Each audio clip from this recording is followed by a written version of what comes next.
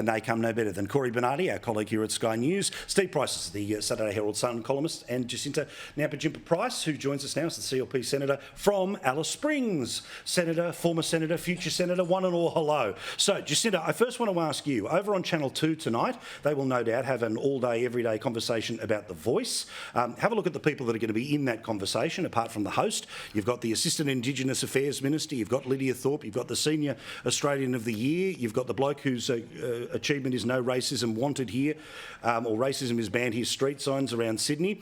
And then there's Bridget McKenzie. Were you asked by the ABC to attend this one tonight? Because you would have been able to more than level the playing field there. Do you really think they were going to invite me to that panel tonight? No, I wasn't invited, that's for sure. That's, well, you made the right choice by being here anyway, but sorry, continue. Yeah, no, that's definitely not the case. And, you know, we know what'll happen. They'll just, they'll have a go at Lydia and they'll ignore Bridget and they'll shift it between Melandiri, who will sit there and speak very poetically but not actually deal with the issues at hand. And then, of course, you've got Mr Chalmers, who's now going to be funded by the Australia Council to use his honours to travel around the country for the year promoting The Voice, basically. You know, like it's like it's not obvious. Australians aren't stupid. Again, look, Steve, I don't want to waste too much time. It's their TV. They can do what they want with it. But you would think that first one out of the gate, you're going to stack the panel like that. And I love Bridge, but, you know, the country girl from Victoria versus the firebrand in the middle of the country, I think we all know which one would give that run, the 4-on-1 stack, a run for its money. But this is what we're going to see, Paul, all year. I mean, we're going to see stacked cards against the no argument, and they're going to let the yes card be played out all year. I mean, I went on Q&A once and it ended in tears, and I haven't been back, and I hope they never ask me again. Whose tears? It's Did typical. you cry? I mean, that's the way. No, I didn't cry, but someone sitting next to me apparently got upset and started crying, and Twitter went berserk. So they haven't asked me back. Not surprising, I don't suppose. But Corey Bernardi's probably been on there half a dozen times. Let's get his view on what Q&A is like. Indeed I have, Steve, and you know what? It is literally, it's like you walk into a gladiator into the arena where the lefties want to sacrifice you.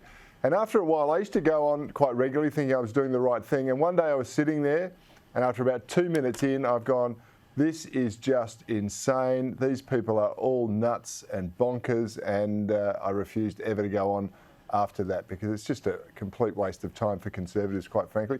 What they do, Paul, quickly, they take the 5 lefties and they put the Conservative in there, and that's the sort of, they're positioning it so that you are the mad, you're the aberration. You know, the rest of Australia is all suggesting what you're saying is absolutely wrong.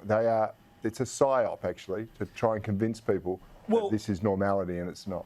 Yeah, and also, to control room, join me on camera 2 here, because I tell you also how they stage it, right? And they used to do this, way back when, but of course, you turn around, you put the comedian at the far end, the Conservative next to the comedian so they can roll their eyes, and then stack out the rest as far to insulate the host. It's what they do all the time. All right, back to the main one. So, Jacinta, today, a part of the No campaign was launched. We know who's involved and who's up the front.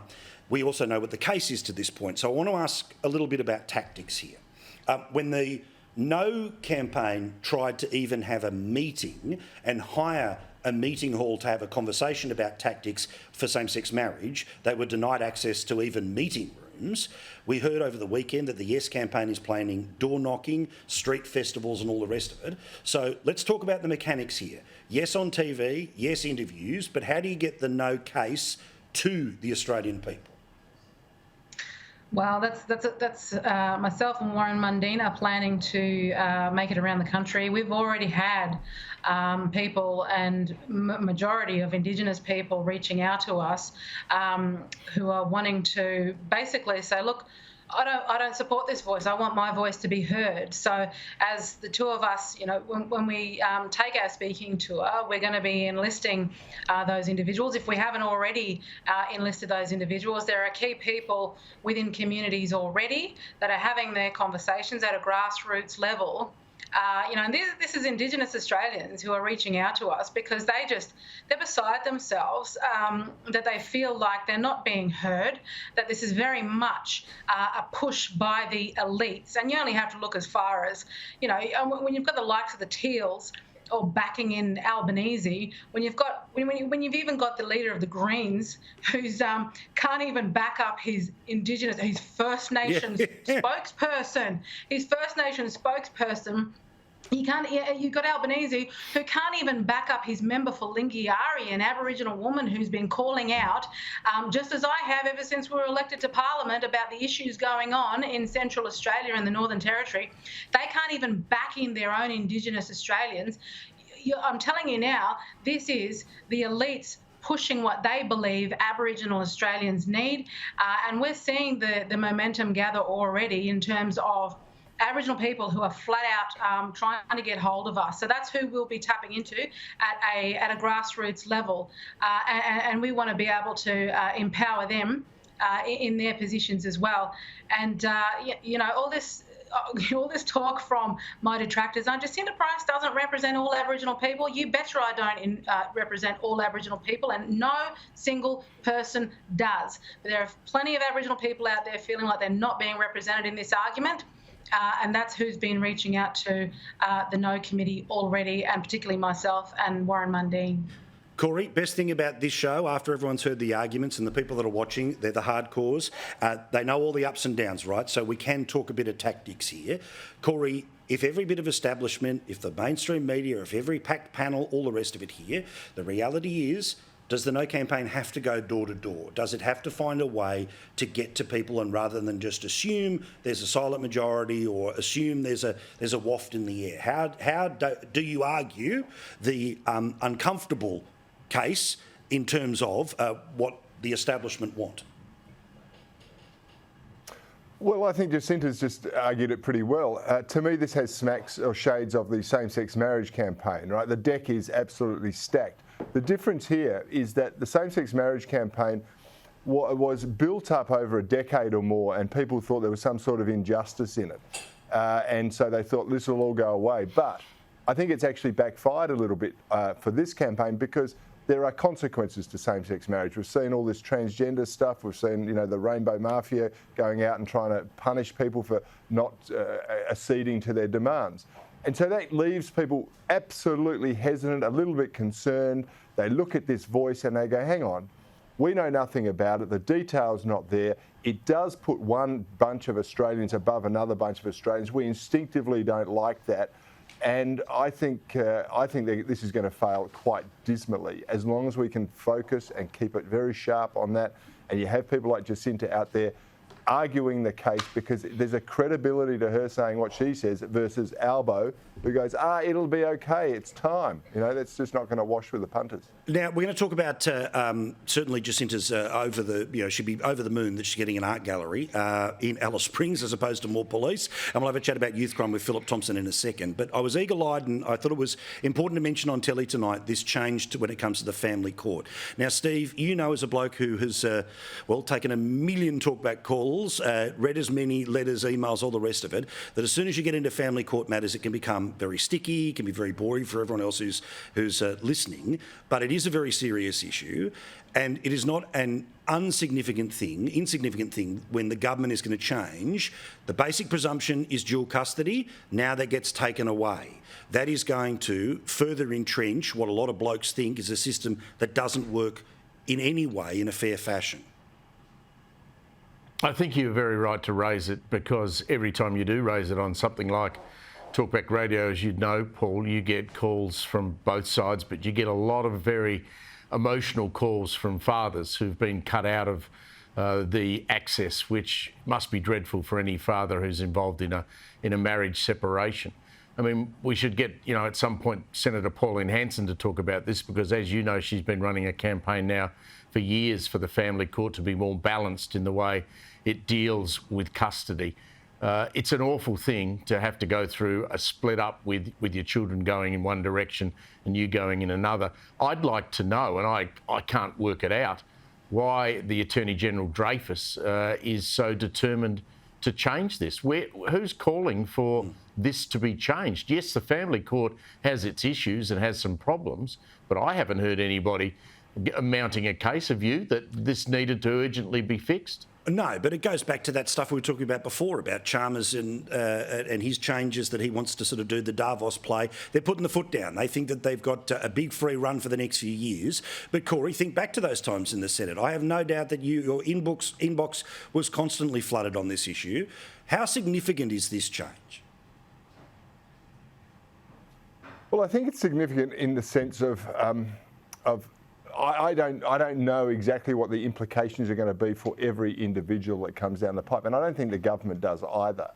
But the government has shown again and again and again that the changes that they're making are based on an ideology which is anathema, I think, to a lot of Australians. They don't want more prescription in their lives. They want, more fairness, more freedom. And we saw that with Chalmers, as you mentioned. We're now seeing them go into this. We're seeing it with The Voice. We're seeing inequality sort of being entrenched into almost every aspect the government wants to touch.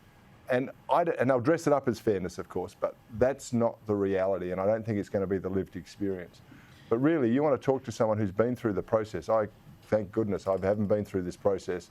I know lots of people have been contacted me about it, but until you've lived it, I think it's very, very hard to explain it.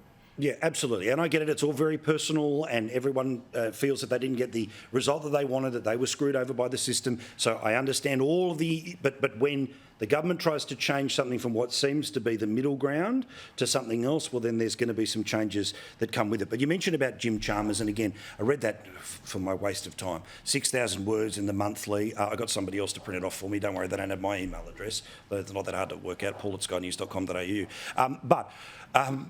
He talked about this new change to capitalism, values-based capitalism. Here's him trying to explain it a bit more today. So that's how I see values-based capitalism. How do we nicely line up and neatly line up what we're trying to do in the economy, what the private sector needs to do in the economy to generate the kind of returns and wealth creation that creates jobs and opportunities? How do we line all of that up with our objectives, our national objectives? Jacinta, what the hell is he talking about?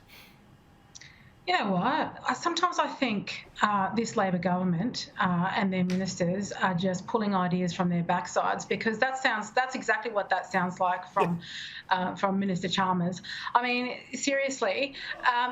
Again, they're trying to reinvent the wheel along a number of different policies, and they've got these harebrained ideas. This isn't about capitalism. This is about initiating his version of what he thinks communism is.